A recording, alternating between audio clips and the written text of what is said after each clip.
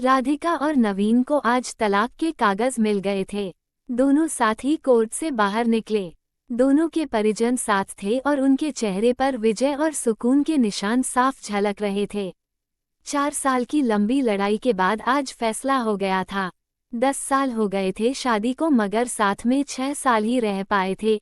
4 साल तो तलाक की कार्यवाही में लग गए। राधिका के हाथ में दहेज के सामान की लिस्ट थी जो अभी नवीन के घर से लेना था, और नवीन के हाथ में गहनों की लिस्ट थी जो राधिका से लेने थे। साथ में कोर्ट का यह आदेश भी था कि नवीन 10 लाख रुपये की राशि एकमुश्त राधिका को चुकाएगा।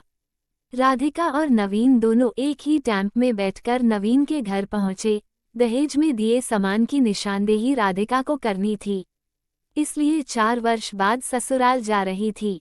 आखिरी बार, बस उसके बाद कभी नहीं आना था उधर। सभी परिजन अपने अपने घर जा चुके थे।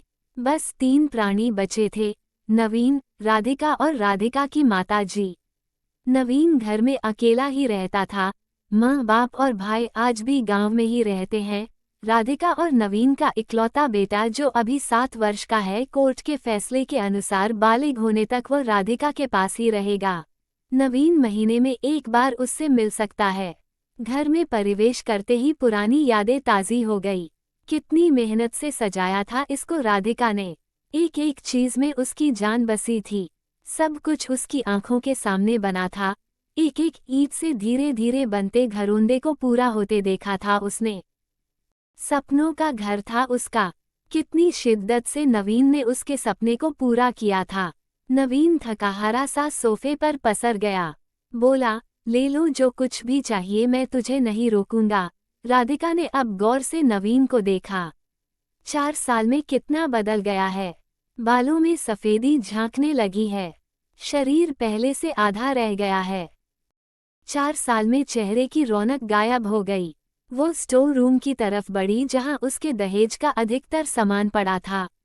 सामान ओल्ड फैशन का था, इसलिए कबाड़ की तरह स्टोर रूम में डाल दिया था।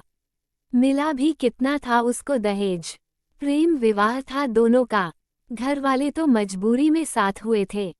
प्रेम विवाह था तभी तो नजर लग गई किसी की, क्योंकि प्रेमी जोड़ी को हर कोई टूटता हुआ देखना चाहता है। बस एक बार पीकर बहक गया था नवीन। हाथ उठा बैठा था उस पर। बस वो गुस्से में मायके चली गई थी। फिर चला था लगाने सिखाने का दौर। इधर नवीन के भाई भाभी और उधर राधिका की माँ। नौबत कोर्ट तक जा पहुंची और तलाक हो गया। न राधिका लौटी और न नवीन लाने गया। राधिका की माँ बोली, कहाँ है तेरा सामान? इधर तो नहीं दिखता। बेच दिया होगा इस शराबी ने। चुप रहो माँ। राधिका को न जाने क्यों नवीन को उसके मुंह पर शराबी कहना अच्छा नहीं लगा। फिर स्टोर रूम में पड़े सामान को एक एक कर लिस्ट में मिलाया गया। बाकी कमरों से भी लिस्ट का सामान उठा लिया गया। राधिका ने सिर्फ अपना सामान लिया, नवीन के सामान को छुआ भी नहीं। फिर राधिका ने नवीन को गहनों से भरा बैग पकड़ा दिया। नवीन ने बैग वापस राधिका को दे दिया। रख लो, मुझे नहीं चाहिए, काम आएंगे तेरे मुसीबत में। गहनों की कीमत 15 लाख से कम नहीं थी। क्यों? कोर्ट में तो तुम्हारा वकील कितनी दफा गहने गहने चिल्ला रहा था। कोर्ट की बात कोर्ट में खत्म हो गई राधिका। वहां तो मुझे भी दुनिया का सबसे बुरा जानवर और शराबी साबित किया गया है। सुनकर राधिका की मां ने नाक भौं चढ़ाई। नहीं चाहिए, वो 10 लाख भी नहीं चाहिए। क्यों? कहकर नवीन सोफे से खड़ा हो गया। बस यूं ही। राधिका ने मुंह फेर लिया। इतनी बड़ी जिंदगी पड़ी है, कैसे काटोगी? ले जाओ, काम आएंगे।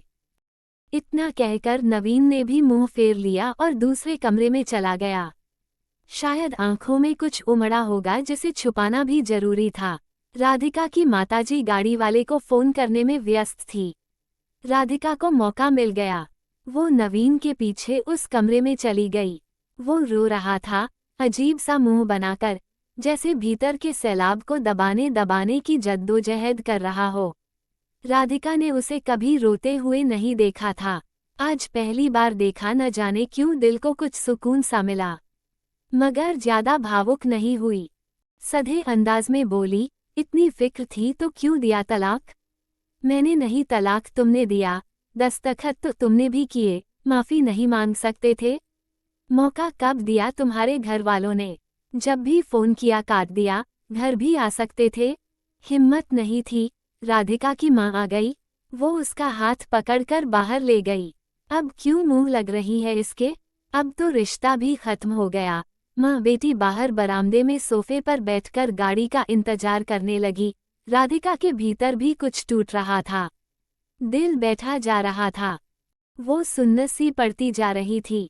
जिस सोफे पर बैठी थी उसे गौर से देखने लगी। कैसे कैसे बचत करके उसने और नवीन ने वो सोफा खरीदा था। पूरे शहर में घूमी तब ये पसंद आया था। फिर उसकी नज़र सामने तुलसी के सूखे पौधे पर गई। कितनी शिद्दत से देखभाल किया करती थी। उसके साथ तुलसी भी घर छोड़ गई। घबराहट और बढ़ी तो वो फिर से उठकर भीतर चली गई। माँ ने पीछे से पुकारा मगर उसने अनसुना कर दिया। नवीन बेड पर उल्टे मुंह पड़ा था। एक बार तो उसे दया आई उस पर, मगर वो जानती थी कि अब तो सब कुछ खत्म हो चुका है, इसलिए उसे भावुक नहीं होना है। उसने सरसरी नज़र से कमरे को देखा। अस्त व्यस्त हो गया है पूरा कमरा। कहीं कन्ही तो मकड़ी के जाले झूल रहे हैं। कितनी नफरत थी उसे मकड़ी के जालों से। फिर उसकी नज़र चारों ओर लगी उन फोटो पर गई जिनमें वो नवीन से लिपट कर मुस्करा रही थी। कितने सुनहरे दिन थे वो। इतने में माँ फिर आ गई। हाथ पकड़कर फिर उसे बाहर ले गई। बाहर गाड़ी आ गई थी।